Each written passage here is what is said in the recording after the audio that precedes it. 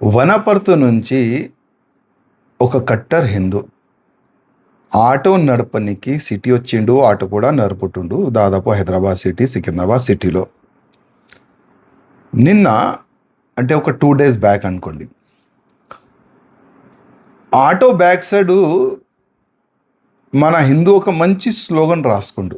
ఆ స్లోగన్ ఏ విధంగా ఉంటుందంటే, ఈ భారతదేశంలో, ఈ ప్రపంచంలో పుట్టే ప్రతి ఒక్క వ్యక్తి హిందువే ఉంటాడు.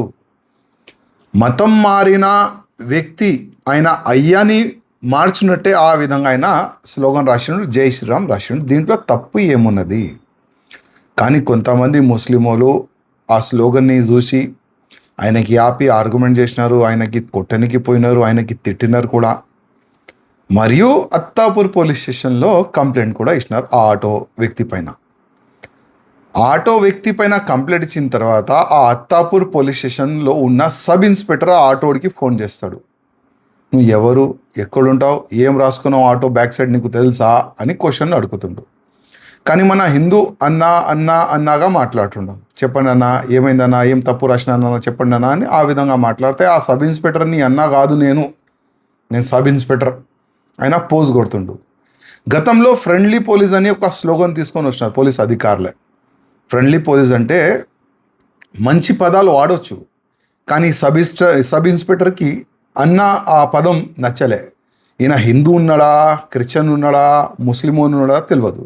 కానీ ఆ విధంగా ఆయన మన హిందూ ఆటోడికి జవాబు ఇచ్చిండు. ఓకే, అయిపోయింది. కానీ ఇవాళ 5 times నమాజ్ చదువుకుంటారు. నమాజ్ చదువుకుంటే కూడా మాకు అభ్యంతరం లేదు. కానీ ఆ నమాజ్లో ఆ పదాలు ఏ విధంగా వాడుకుంటారు వీళ్ళు? ఈ ప్రపంచంలో అల్లా ఒక్కటే, ఈ ప్రపంచంలో ఏ దేవుడు లేడు అని ఆ విధంగా ఆ పదంని వాడుకుంటారు. మళ్ళీ ఇదే పోలీసు వాళ్ళకి దమ్ముందా పోయి ఆ నమాజ్ ఆపి ఆ మౌల్వి కానీ ఎవరైనా ఆ అలాజ్మెంట్ చేసే వ్యక్తి పైన కేసు బుక్ చేసే పోలీసు వాళ్ళకి దమ్ముందా అడుగుతున్నా. కేసు పెట్టే దమ్ముందా అడుగుతున్నా. ఫోన్ చేసి బెదిరించి అట్లాంటి పదాలు వాడతారు కదా వీళ్ళు, అది వాడే దమ్ముందా అడుగుతున్నా. లేదు కదా. ఎందుకంటే హిందువుల పైననే దౌర్జన్యం చేయాలి, హిందువులకే ఒత్తాలే. ఇదే కదా మన పోలీస్ డిపార్ట్మెంట్లో ట్రైనింగ్ ఇచ్చేది ఇప్పుడు. ఇదే కదా, హిందువుల్ని ఒత్తాలి, హిందువుల్ని కొట్టాలి, హిందువుల పైన కేసులు పెట్టాలి, హిందువులకి జైలుకి పంపించాలి.